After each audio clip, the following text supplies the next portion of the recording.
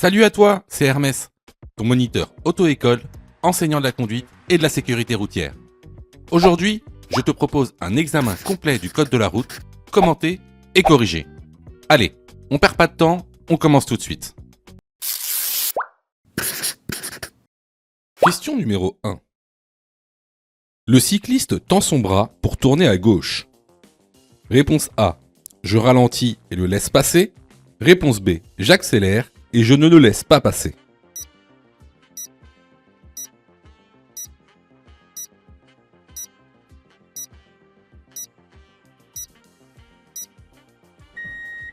Alors ici, on a une question très intéressante. Pourquoi ? Parce qu'on est dans une configuration que vous allez souvent retrouver lorsque vous allez avoir votre permis. C'est-à-dire que là, à notre droite, on a donc une voie réservée. On ne sait pas laquelle, mais c'est une voie réservée. Sûrement une voie de bus. Et dans cette voie, on a un van, donc gris, devant nous, qui est à l'arrêt. Donc le vélo, en fait, se trouve dans une situation où il va devoir se décaler à gauche. Ok. Donc, qu'est-ce qu'on fait à ce moment-là ? Parce qu'on pourrait se dire, bon le vélo est dans sa voie réservée, moi je suis dans ma voie, le vélo se débrouille. Oui, on pourrait dire ça si c'était par exemple un véhicule. Mais là, le cycliste est un usager vulnérable. Il n'a pas de carrosserie qui l'entoure. Donc ce qu'on fait ici, c'est qu'on va le laisser passer. On va le laisser passer afin qu'il puisse contourner le van en toute sécurité. Donc ici, le cycliste tend son bras pour tourner à gauche et je ralentis et le laisse passer. La bonne réponse est la réponse A. Question numéro 2. Dans cette situation, réponse A, je ralentis. Réponse B, j'accélère.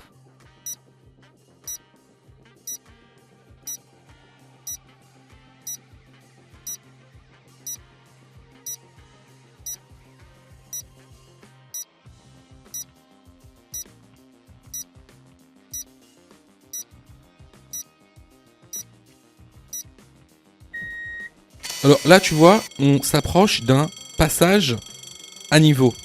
Donc, effectivement, on s'approche d'un passage à niveau, donc le feu peut s'allumer à tout moment. Donc, je ralentis au cas où si le feu s'allumerait et qu'un train passerait à ce moment-là. Donc la bonne réponse ici est la réponse A. Question numéro 3. Cet usager est bien garé. Oui, réponse A, non, réponse B.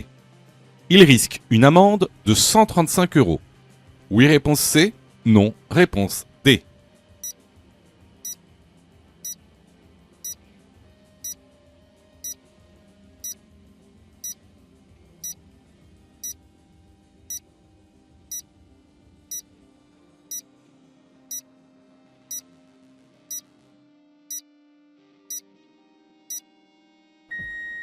Alors, comme le montre le document que vous retrouverez dans l'information, ici, cet usager commet un stationnement gênant.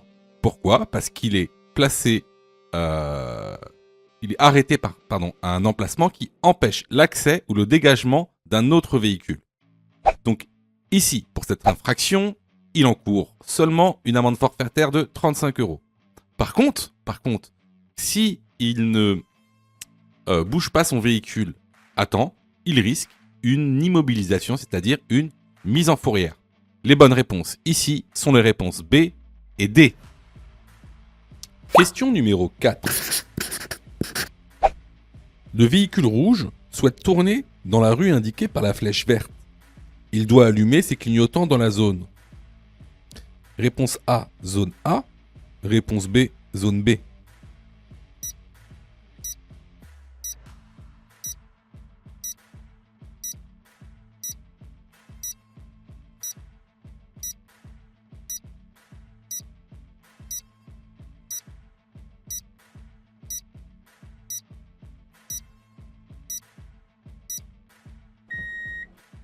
Alors, ici, le véhicule A est dans la zone A au début.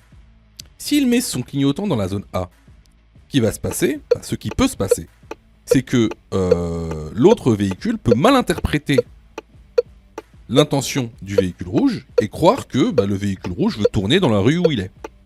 Et donc s'engager sur la route principale et créer un accident. Alors que si le véhicule rouge met son clignotant dans la zone B, là, il n'y a plus d'incompréhension. Il met son clignotant dans la zone B et il tourne à la prochaine intersection. La bonne réponse est la réponse B. Question numéro 5. Après un déménagement, je dispose d'un mois pour modifier mon certificat d'immatriculation. Oui, réponse A. Non, réponse B.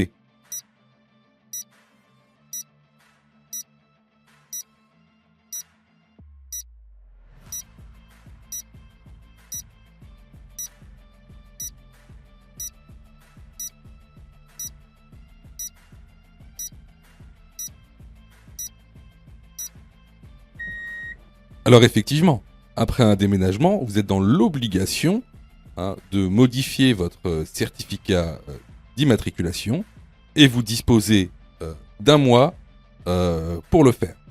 Donc la bonne réponse ici est la réponse A. Question numéro 6. Je circule hors agglomération. Pour dépasser le vélo, je dois laisser un écart de 1,50 m, réponse A. 1 mètre, réponse B.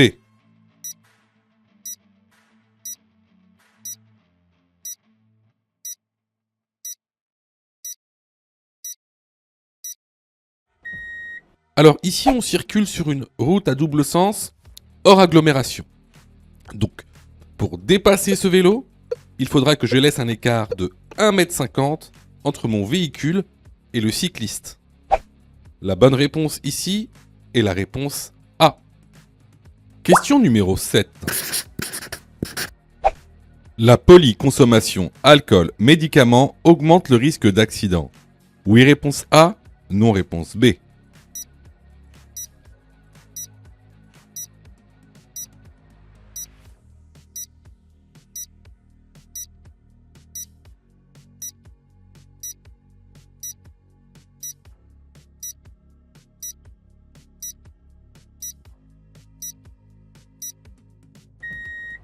Alors oui, effectivement, mélanger les drogues et les médicaments vont augmenter le risque d'accident sur la route. La bonne réponse ici est la réponse A. Question numéro 8.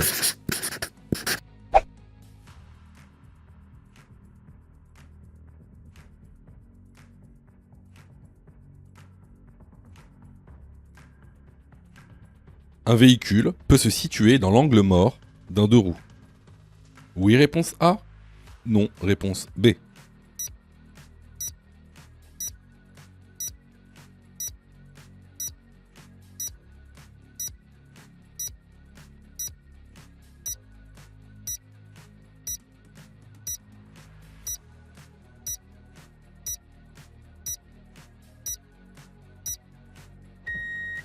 Alors, ce qu'on va faire déjà, c'est qu'on va revoir la vidéo. Voilà. Et là, regardez, là, sur le rétroviseur gauche, on voit une voiture qui grossit, donc qui s'approche. Et là, hop, là, on ne la voit plus. D'accord ?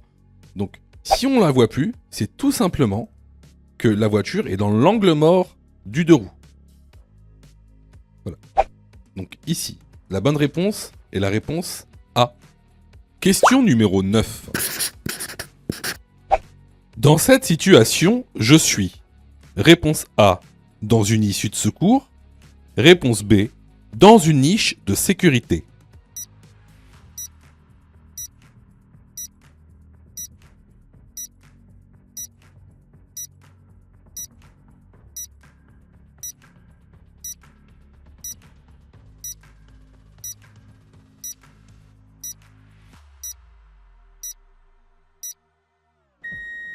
Alors, question très intéressante parce que dans la plupart des cas, vous avez très peu d'informations sur ce qu'il y a dans un tunnel. Alors, il faut savoir, c'est que quand on est dans un tunnel, il peut se passer plein de choses. Notre voiture, elle peut tomber en panne. Il peut aussi avoir, je sais pas, un voyant rouge qui s'allume. Il peut y avoir aussi, votre voiture peut prendre feu, par exemple. Vous pouvez avoir un dégagement de fumée. Et dans ce cas-là, il va falloir s'arrêter dans un endroit qui est consacré. Alors pour ça, vous allez voir, vous allez avoir ce qu'on appelle des niches de sécurité. Ces niches de sécurité, elles seront indiquées par ces panneaux-là. Donc c'est les panneaux d'emplacement d'arrêt d'urgence. Alors, qu'est-ce qu'il y a à l'intérieur d'une niche de sécurité ? En général, il y a deux choses.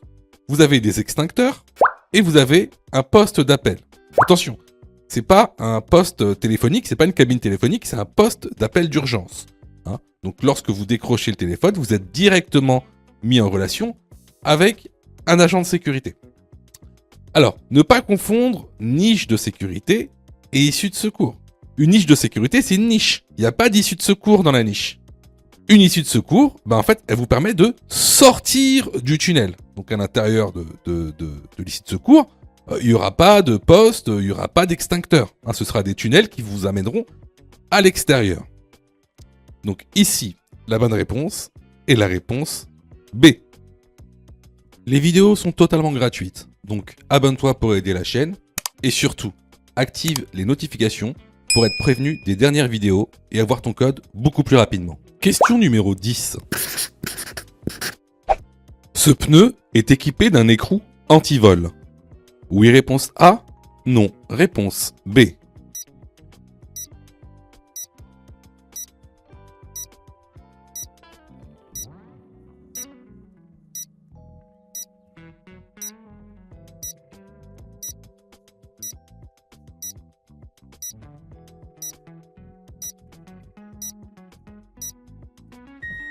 Alors, regardez bien. Ici, cette roue, elle a 5 écrous. Et il y en a un qui est différent des autres. C'est ce qu'on appelle un écrou anti-vol. Cet écrou anti-vol, il est fait pour pas qu'on puisse vous voler votre roue. Bon, attention à certains modèles de voitures où les roues coûtent excessivement cher, hein, parfois plusieurs milliers d'euros.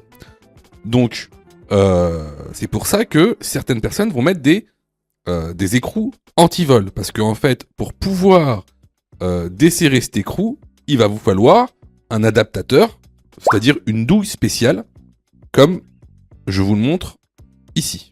Alors, c'est très important parce que faites attention quand vous achetez une voiture, surtout une voiture d'occasion, d'accord, à bien demander à l'ancien propriétaire de vous donner l'adaptateur anti-vol ou la douille anti-vol, parce que sinon, ça va être très compliqué de changer votre roue. En général, en fait, il va falloir en racheter une autre. Donc ici, est-ce que ce pneu est équipé d'un écrou anti-vol ? La bonne réponse est la réponse A. Question numéro 11. Le véhicule A tourne à gauche. Il doit céder le passage au véhicule B. Oui, réponse A. Non, réponse B.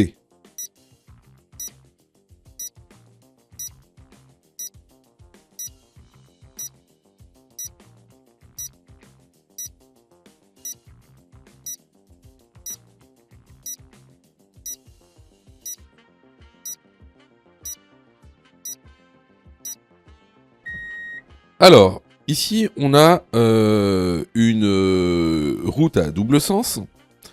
Le véhicule A, lui, veut tourner à gauche. Le véhicule B, lui, va tout droit. Donc ici, le véhicule A n'est pas sur sa voie. Donc, il va traverser une voie qui ne lui appartient pas.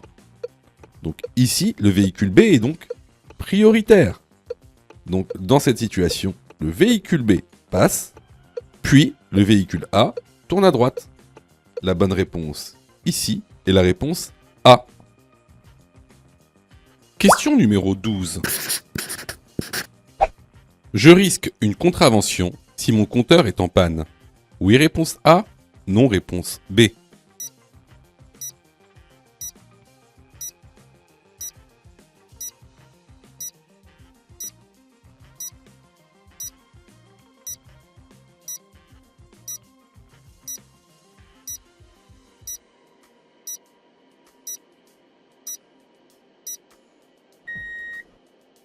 Alors, tu dois savoir que un compteur non fonctionnel est passible donc d'une contravention de 3e classe, c'est-à-dire une amende de 68 €. la bonne réponse ici est la réponse A. Question numéro 13. Une femme enceinte, réponse A, est dans l'obligation de porter sa ceinture de sécurité. Réponse B, est autorisée à retirer sa ceinture de sécurité.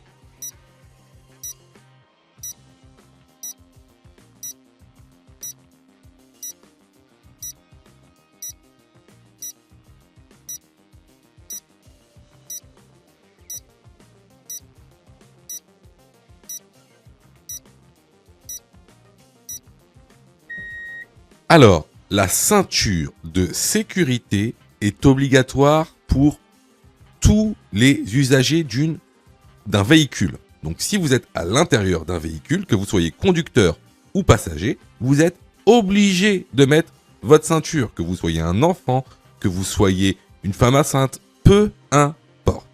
Alors, effectivement, il faut savoir qu'il y a des dérogations. Mais ça, ce sont des cas vraiment particuliers. Il y a des dérogations préfectorales. Il faut passer devant un médecin agréé par la préfecture pour pouvoir justement avoir ces dérogations. Mais dans le cas général, la loi dit que la ceinture de sécurité est obligatoire pour tous. Donc ici, la bonne réponse est la réponse A. Question numéro 14. Le niveau de liquide de frein baisse anormalement. Je fais donc l'appoint. Oui, réponse A. Non, réponse B.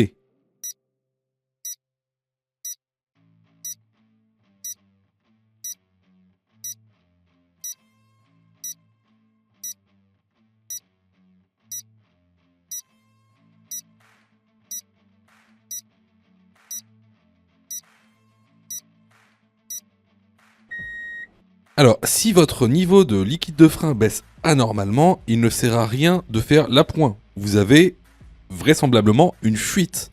Donc, dans ce cas-là, vous allez très rapidement chez un mécanicien. Donc, la bonne réponse ici est la réponse B. Question numéro 15. Le véhicule noir a la priorité sur le véhicule à sa droite. Oui, réponse A. Non, réponse B. Le véhicule noir doit ralentir et placer le pied devant le frein. Oui, réponse C. Non, réponse D.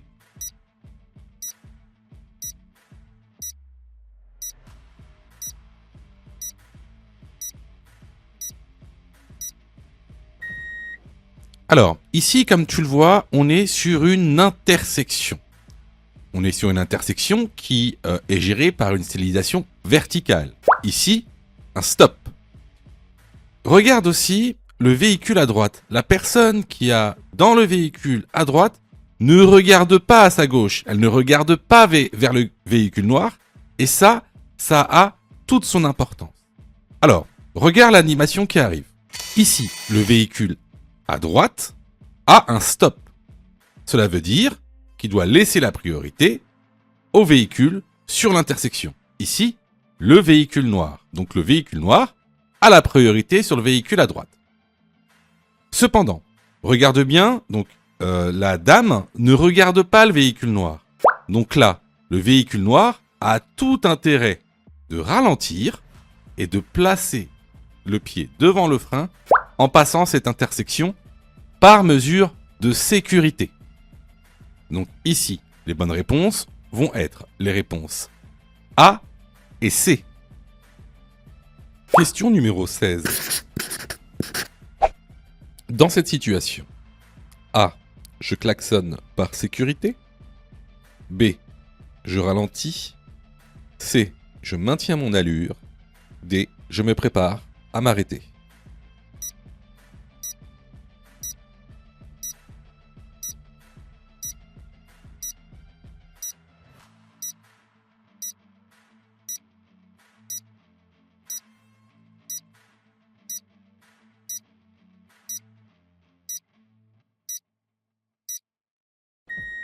Alors, ici, comme vous pouvez le voir, on a un cycliste sur la voie.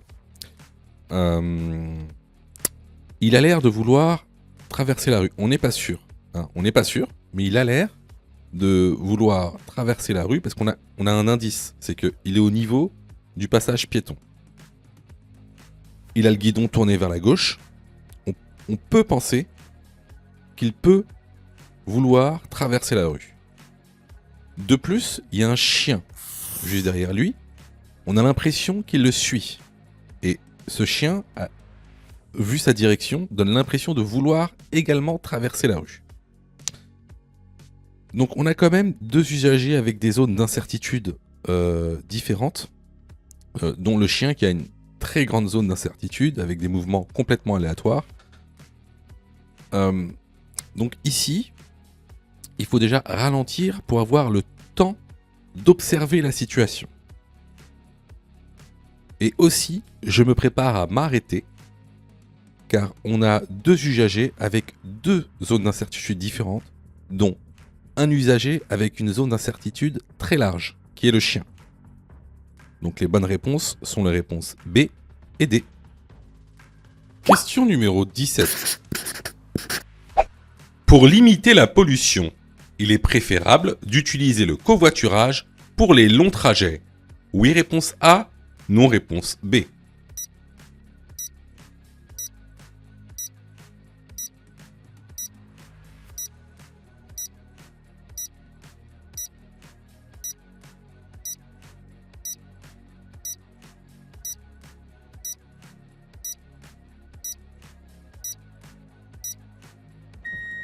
Alors oui, pour les longs trajets, afin de diminuer la pollution, il est préférable d'utiliser le covoiturage. Alors, il est préférable d'utiliser le covoiturage, mais par rapport à quoi ? En fait, la question induit qu'il est préférable d'utiliser le covoiturage par rapport à l'éco-partage. D'accord ? Pourquoi ? Parce qu'en fait, l'éco-partage, c'est de la location de véhicules courte durée. C'est vraiment pour louer une voiture une demi-heure, une heure. Alors que si tu veux faire un long trajet, il va falloir passer par une vraie entreprise qui propose des locations, on va dire, entre guillemets, longue durée. Donc, effectivement, pour les longs trajets et limiter la pollution, on va préférer le covoiturage. La bonne réponse ici est la réponse A. Alors là, c'était vraiment une question de cours qu'on voit régulièrement dans la formation. Donc, si vous avez eu faux à cette question, vraiment, je vous incite vraiment à vous former, que ce soit chez nous ou ailleurs. Sais-tu que Mon Code de la Route est aussi une plateforme pédagogique qui te permet de passer ton examen du code à partir de seulement 9,90 €. Et on a même conçu, spécialement pour toi, un programme qui te permet d'obtenir ton code en un temps record. C'est le programme Mon Code en 10 jours. Avec un calendrier de révision personnalisé, un contenu pédagogique par thème conforme à la nouvelle réforme, des nombreux tests d'examen blanc issus de l'examen officiel, accessible sur smartphone, tablette et PC durant 1 an et en accès illimité. Et surtout, cette formation est 100% remboursée en cas d'échec à l'examen. Alors, si tu souhaites obtenir ton code du premier coup sans te ruiner et sans risque, rejoins notre programme en cliquant sur le lien en description de la vidéo. Pour ça, tu as juste à cliquer sur le lien en description et à choisir ta formule. Question numéro 18. Dans cette situation, je peux dépasser ce camion. Oui, réponse A, non, réponse B. J'attends avant de dépasser. Oui, réponse C, non, réponse D.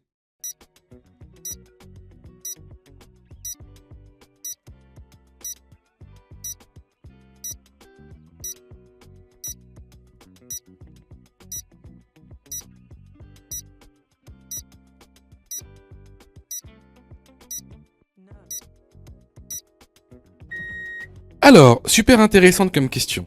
Déjà, tu vois ici, on est sur une route. Mais quel type de route ? Bon, on est sur une route à double sens avec créneau de dépassement. Donc, créneau de dépassement, c'est la voie de gauche. Ce qu'on appelle une voie de dépassement, si tu veux. Donc la voie de gauche ici, elle sert à dépasser. Est-ce que je peux dépasser ce camion ? Devant moi, j'ai une très très bonne visibilité. Je pourrais dépasser ce camion. Seulement, regarde bien le rétroviseur intérieur. On a déjà une voiture qui est sur la voie de dépassement et donc qui est en train de dépasser d'autres véhicules. Donc ce que je fais ici, c'est que j'attends avant de dépasser. Je ne peux pas dépasser ce camion actuellement. Je vais devoir attendre que la voie soit dégagée. Donc les bonnes réponses ici vont être les réponses B et C. Question numéro 19. Pour dépasser ce piéton, je dois laisser un intervalle de sécurité de réponse A, 1,50 m, réponse B, 1 mètre.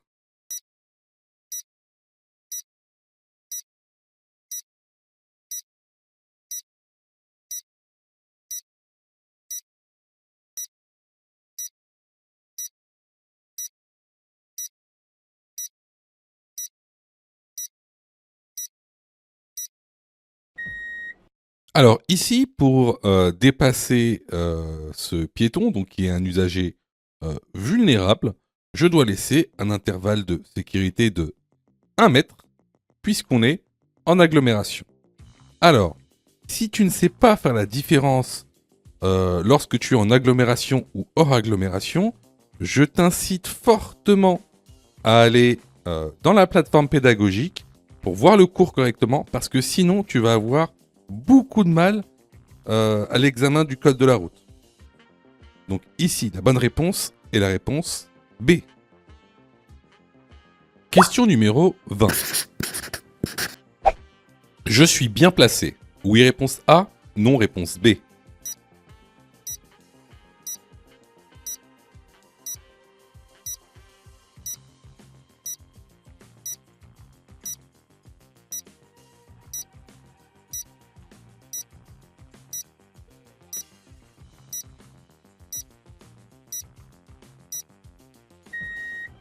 Alors, ici, il faut que tu vois plusieurs choses.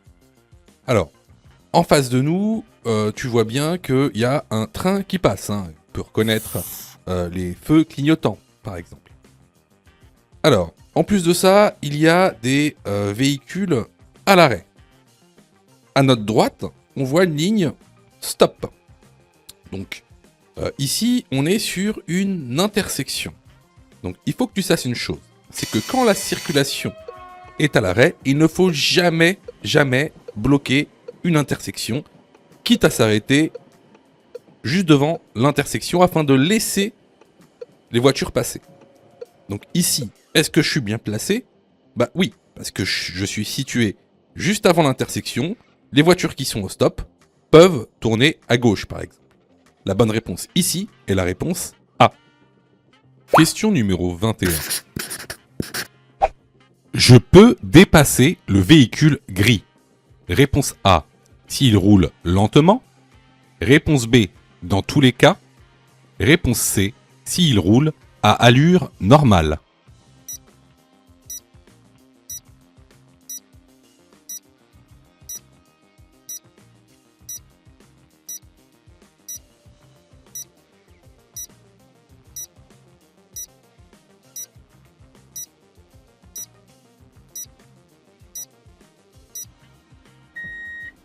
Alors, tu remarqueras que ici, il y a une ligne discontinue. Cette ligne-là, on appelle ça une ligne de dissuasion. Donc, c'est une ligne qui te dissuade de la franchir. Il est interdit de franchir une ligne de dissuasion. Par contre, il existe deux exceptions. La première, c'est de dépasser un véhicule lent. La deuxième, c'est de se rabattre après avoir dépassé un véhicule lent. Donc ici, la bonne réponse est la réponse A. Je vois que tu es super motivé pour avoir ton code. Alors, soutiens la chaîne en t'abonnant et surtout en activant les notifications afin d'être prévenu des dernières vidéos mises en ligne. Question numéro 22. Laisser un enfant seul dans un véhicule est réponse A, approprié. Réponse B, dangereux.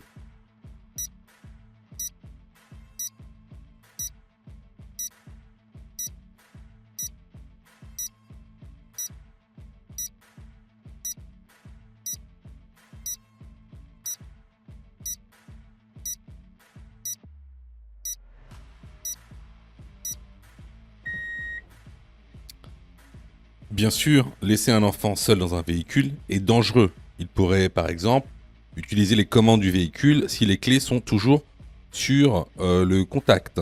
Il pourrait également, par exemple, s'il y a un feu qui se déclenche, être bloqué dans la voiture et pas savoir sortir. Il pourrait aussi tout simplement avoir une insolation s'il reste bloqué dans la voiture sous une grosse chaleur.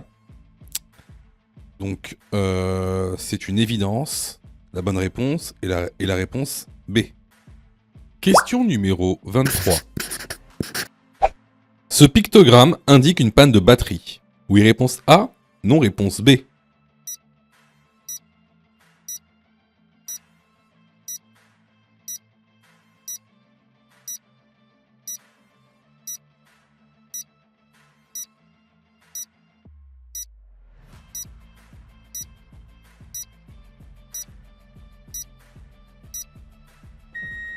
Effectivement, ce pictogramme indique une panne de batterie. La bonne réponse ici est la réponse A.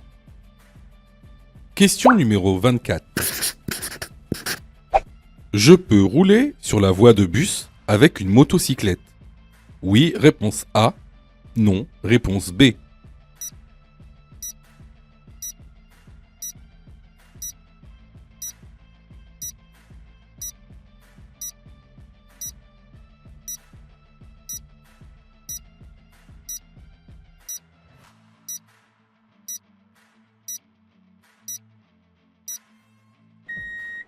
Alors, ici, la voie de bus, tu vois bien qu'elle est autorisée aux bus et aux cyclistes. Elle est strictement interdite aux deux roues motorisées, que vous soyez un cyclomoteur ou une motocyclette. La bonne réponse ici est la réponse B. Question numéro 25. Il est préférable de retirer son manteau avant de s'installer au volant. Oui, réponse A. Non, réponse B.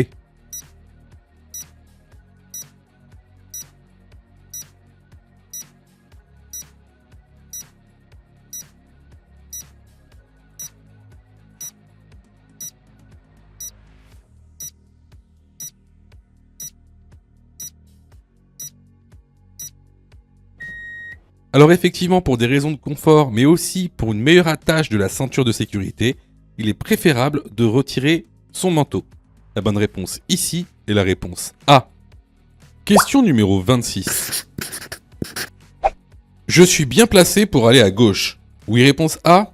Non, réponse B.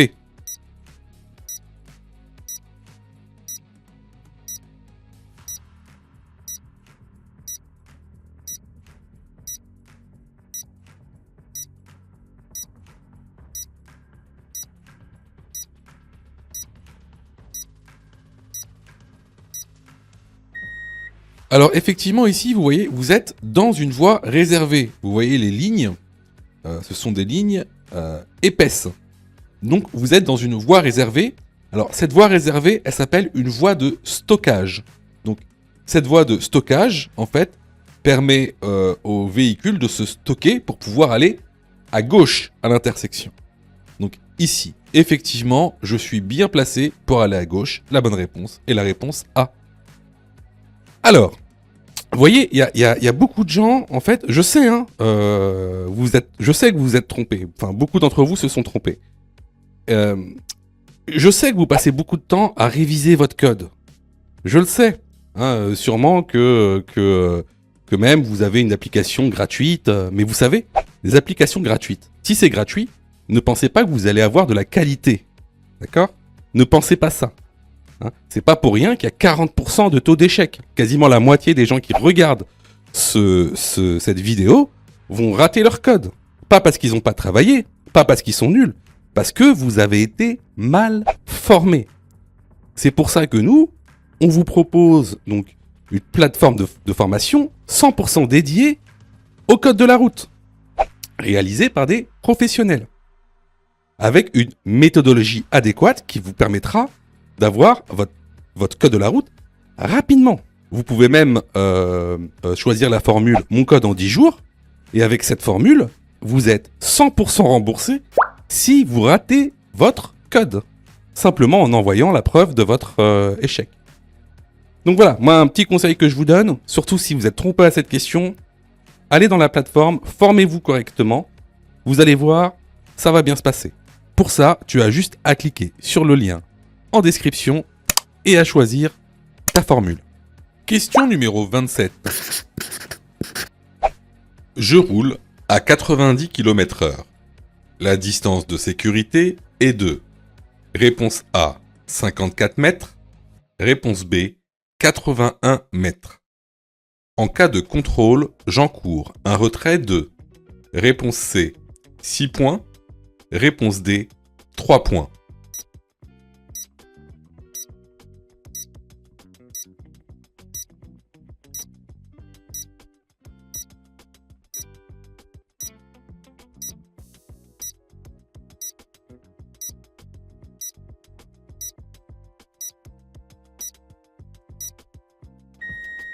Alors, n'oubliez pas, hein, c'est une notion qu'on a vue plusieurs fois, que ce soit dans la formation ou même les vidéos YouTube.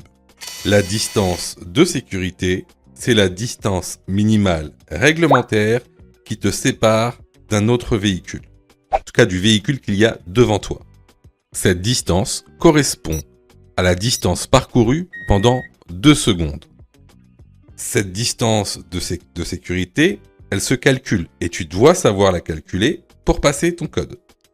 Comment on fait ? On prend la vitesse, ici 90 km/h, on extrait la dizaine, ici la dizaine c'est 9, et on multiplie ce chiffre par 6, ce qui nous donne ici 54. Donc à 90 km/h, la distance de sécurité est de 54 mètres.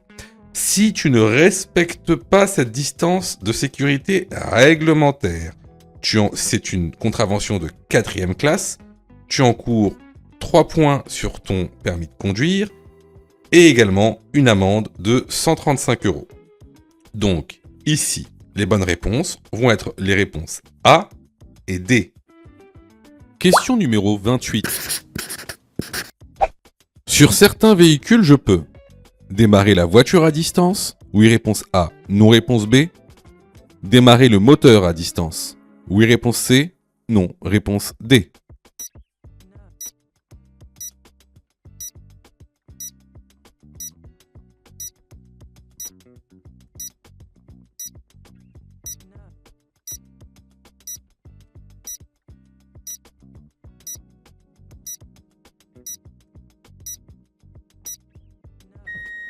Alors effectivement, maintenant dans les nouvelles voitures, on peut faire plein de choses à distance. Hein. On peut démarrer la voiture à distance, on peut ouvrir, fermer les portières à distance, on peut aussi fermer les fenêtres à distance. Donc ici, les bonnes réponses vont être les réponses A et C. Question numéro 29. Je peux m'insérer sur la voie de gauche. Oui, réponse A. Non. Réponse B.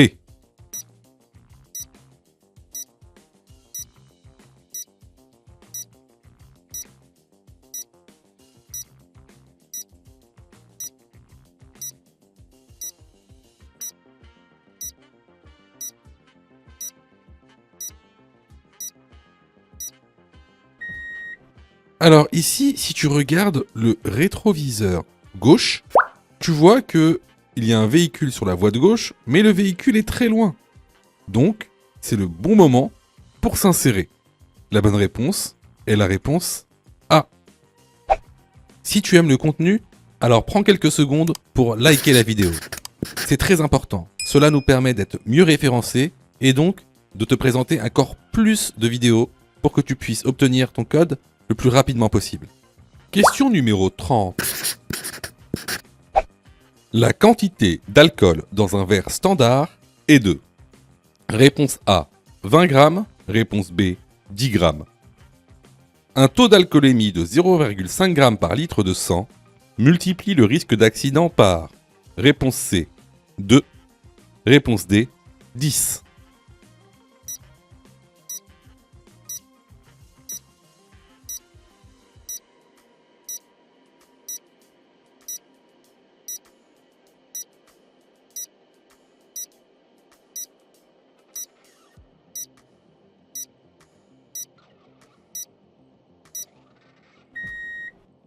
Alors tout d'abord, c'est quoi un verre standard? Un verre standard, c'est l'unité de mesure de l'alcool éthylique dans les débits de boissons, c'est-à-dire dans les restaurants, les bars, les tabacs, les PMU.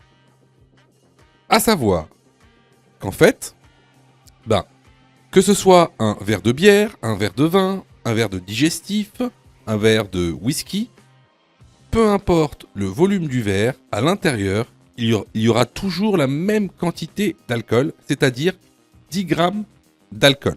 Ensuite, pour répondre à la deuxième question, un taux d'alcoolémie de 0,5 g par litre de sang multiplie le risque d'accident par 2. Les bonnes réponses ici sont les réponses B et C. Question numéro 31.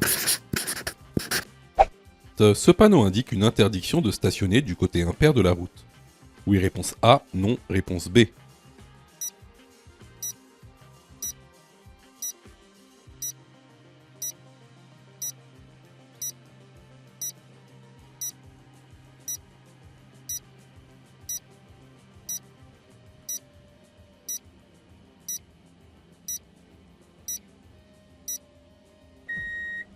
Alors, ce panneau indique une interdiction de se garer du 1er au 15 du mois.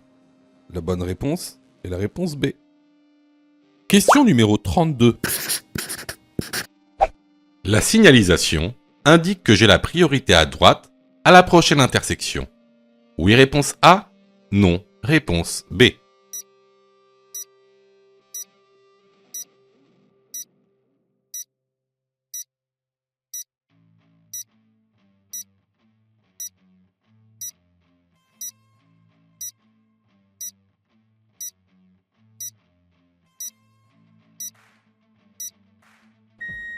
Alors ici, si tu remarques bien, on a un feu rouge. Sur ce feu rouge, on a un panneau de priorité. Alors, ce panneau de priorité indique que j'ai la priorité à droite à la prochaine intersection. Cependant, il y a une nuance. Pourquoi? Lorsqu'il y a un panneau de priorité sur un feu rouge, ce panneau est valable seulement si le panneau est en panne. Tout simplement. Si le panneau, si le feu donc clignote à l'orange, alors oui, le panneau va substituer le feu parce que le feu est en panne. Donc, or ici le feu marche très bien. D'ailleurs, regardez, il est au rouge. Donc là, le feu fonctionne. Donc il n'y a pas de quelconque priorité. Ce sont les feux qui vont régir donc la priorité sur cette intersection. Donc il n'y aura pas de priorité à droite. Les véhicules venant de droite auront également un feu rouge. Donc ici, la bonne réponse est la réponse B. Question numéro 33. À 70 km/h, la distance d'arrêt est de réponse A, 49 mètres, réponse B, 80 mètres.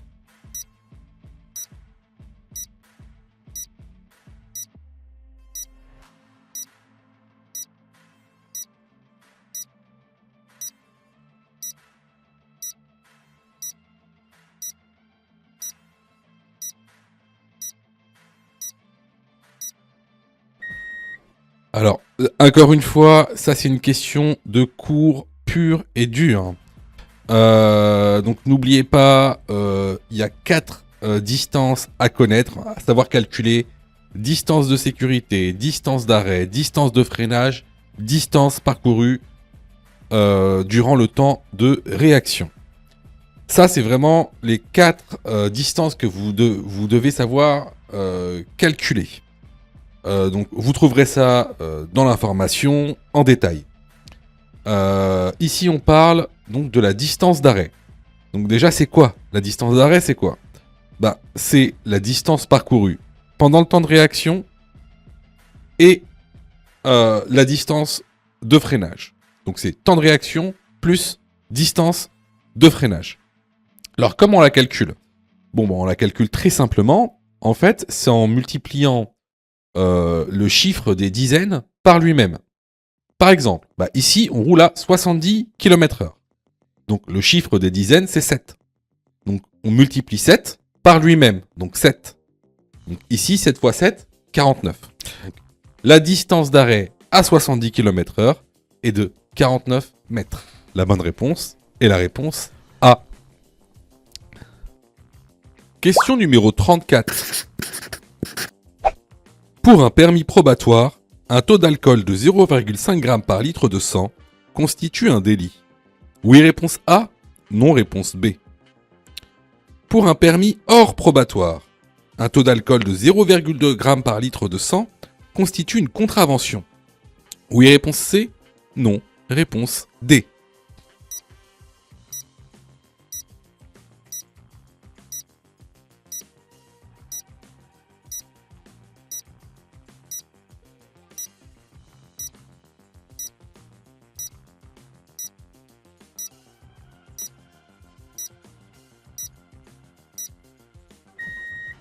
Alors, comme tu peux le voir sur le document de la formation, pour un permis probatoire, 0,5 g par litre de sang ne constitue pas un délit. C'est toujours une contravention. Pour un permis hors probatoire, un taux d'alcool de 0,2 g par litre de sang ne constitue rien du tout. C'est ni une contravention, ni un délit. Il est dans son droit d'avoir 0,2 g par litre de sang. Donc les bonnes réponses ici sont les réponses B et D. Je vous invite fortement à aller dans la formation. Hein, on vous expliquera tout. Clairement, si tu as répondu faux à cette question, ça montre... Alors, ça montre pas que t'as pas révisé. Je suis sûr que t'as passé beaucoup de temps à réviser, à faire des séries, mais ça montre que t'as pas les notions essentielles. Voilà. Que t'as été mal formé. Alors, je sais pas où tu as été formé, mais en tout cas, t'as été mal formé. Parce que c'est une question de base. C'est vraiment une notion de base. Et puis, c'est bête de pas vouloir te former, parce que, par exemple, nous, on a mis en place une plateforme où tu peux te former à partir de 9,90 €. 9,90 € pour être formé correctement. En plus, si tu choisis de prendre la formule Mon code en 10 jours pour avoir ton code plus rapidement, ben, t'es remboursé à 100% si tu échoues à ton examen. Juste en montrant ta preuve d'échec. Voilà. Donc, écoutez, moi je vous conseille vivement de vous former, sachant que vous savez, ça coûte pas cher. Et en plus, si vous n'êtes pas prêt à mettre 9 € ou 40 € pour vous former correctement au code de la route, sachez que juste après, c'est le permis de conduire, c'est la conduite. C'est-à-dire que le permis de conduire coûte en moyenne 2 000 € à peu près. C'est 37 heures en moyenne d'heures de conduite pour obtenir son permis en France. À peu près 2 000 €, quoi, un peu moins. C'est 1 800 €. Donc, si t'as pas 40 € ou 10 € pour te former au code de la route, ça va être compliqué de passer ta conduite et donc ton permis de conduire. Parce que là, ce sera 2 000 €. Donc voilà, écoutez, on passe à la prochaine question.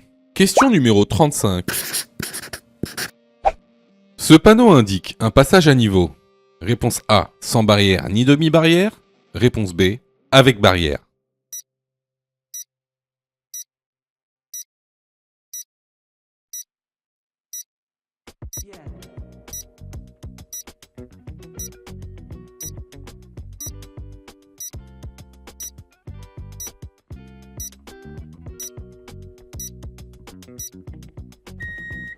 Alors ça, c'est une question de cours simple. Je vous incite fortement à bien connaître vos panneaux. Ici, donc, ce panneau indique un passage à niveau sans barrière ni demi-barrière. La bonne réponse est la réponse A. Question numéro 36.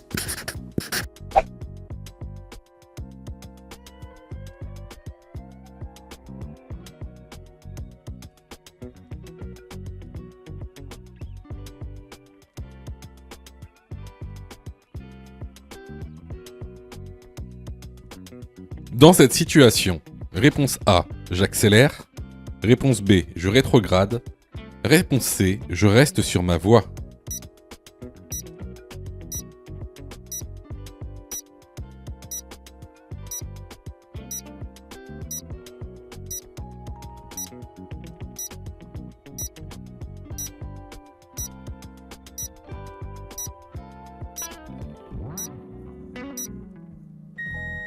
Alors ici, on est sur une route où la vitesse maximale autorisée est de 70 km/h. Actuellement, je roule à 66 km/h. Alors, il n'y a aucune raison de rétrograder parce qu'on voit le véhicule noir devant nous aller même plus vite que nous, s'éloigner. Il n'y a aucune raison d'accélérer parce que là, je me fais dépasser par la gauche. Et en plus, je viens tout juste de m'insérer sur la route. Donc, pour l'instant, je reste sur ma voie et je maintiens ma vitesse. La bonne réponse ici est la réponse C. Question numéro 37. Ce cycliste fait signe à l'automobiliste. Réponse A, de tourner à gauche.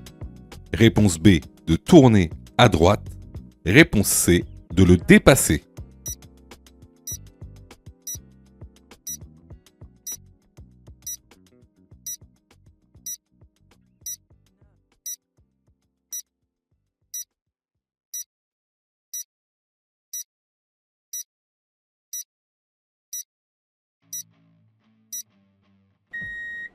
Alors ici, on voit que le cycliste a tendu sa main gauche. Donc cela signifie qu'il souhaite tourner à gauche. La bonne réponse ici est la réponse A. Question numéro 38. Lorsque je m'installe, je règle dans l'ordre. Réponse A, siège, rétroviseur, ceinture. Réponse B, ceinture, rétroviseur, siège.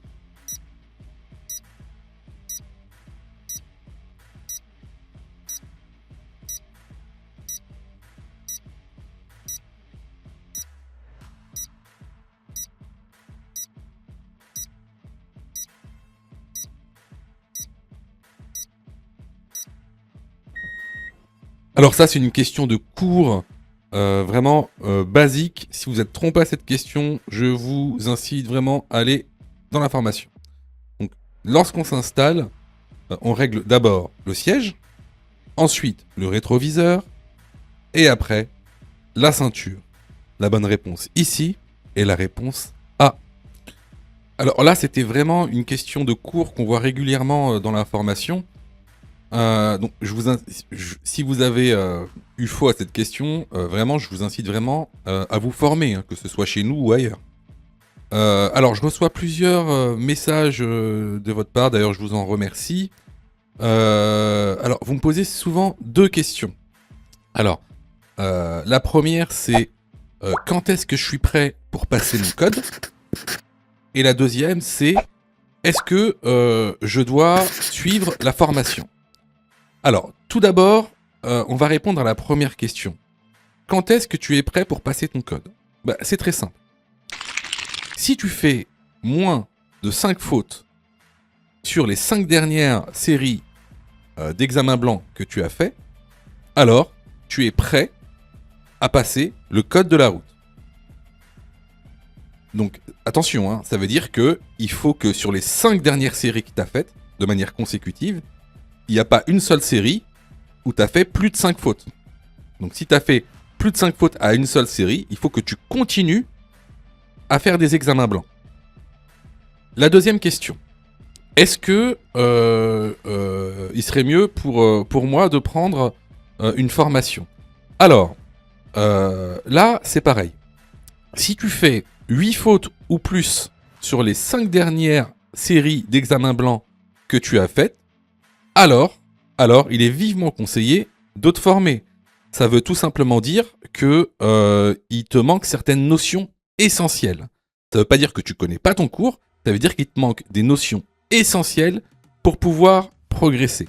Et clairement, c'est pas en faisant des examens blancs que tu vas progresser, tu vas même plutôt stagner. Voilà. Donc si tu as fait 8 fautes ou plus sur l'une des 5 dernières séries que tu as faites, je te conseille vivement de te former.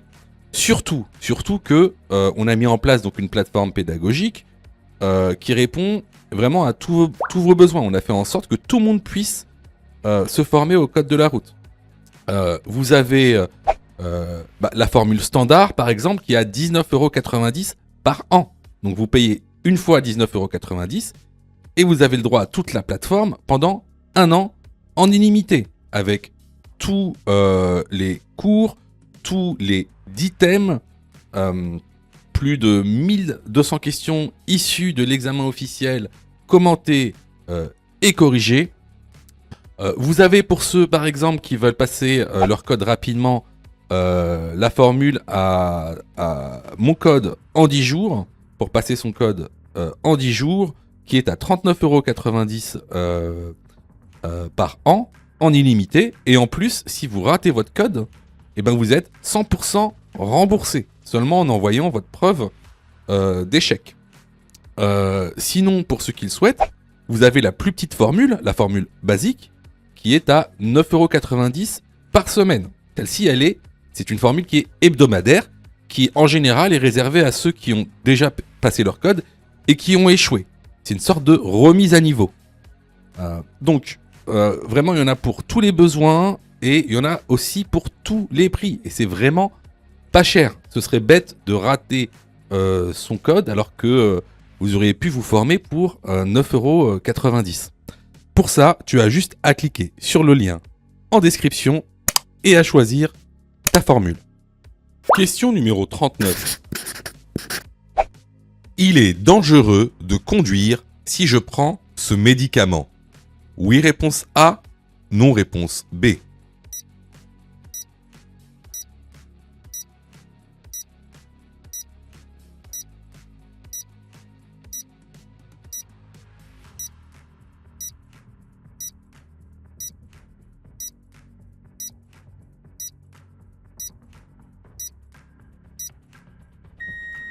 Alors, vous remarquerez qu'au dos des médicaments, il y a des pictogrammes de différentes couleurs qui émettent des recommandations quant à la conduite. Donc, ces pictogrammes sont classés selon des niveaux de dangerosité. Vous avez tout d'abord le pictogramme de niveau 1, qui est jaune, et qui nous indique d'être prudent à la conduite. Vous avez ensuite le pictogramme de niveau 2, qui est orange, qui également nous recommande d'être prudent, mais surtout, il nous recommande de ne pas conduire sans avoir pris l'avis d'un médecin. Ensuite, vous avez le pictogramme de niveau 3, qui lui, nous recommande de ne pas conduire du tout. Et, pour reprendre la conduite, de demander l'avis d'un médecin. Donc ici, comme on peut le voir sur la photo, on est sur un pictogramme de niveau 3. Donc effectivement, ici, il est dangereux de conduire si je prends ce médicament. La bonne réponse est la réponse A. Question numéro 40. Le clignotant est en panne lorsque le son est accéléré. Oui, réponse A. Non, réponse B.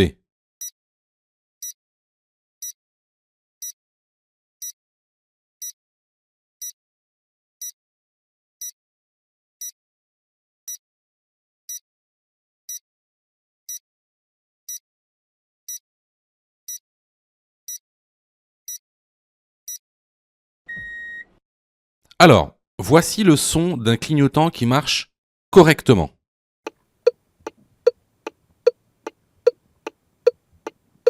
Et maintenant, voici le son d'un clignotant en panne.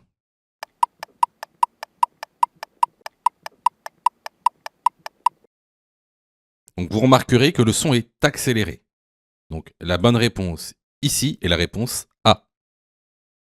Si tu as fait 8 fautes ou plus, ne panique pas. Rejoins-nous sur notre plateforme pédagogique en ligne en cliquant sur le lien en description de la vidéo. Tu pourras alors choisir la formule qui te convient. N'oublie pas de liker la vidéo et de t'abonner pour recevoir toutes les dernières notifications. Tu peux aussi continuer à t'entraîner en cliquant sur l'une des vidéos qui s'affichent.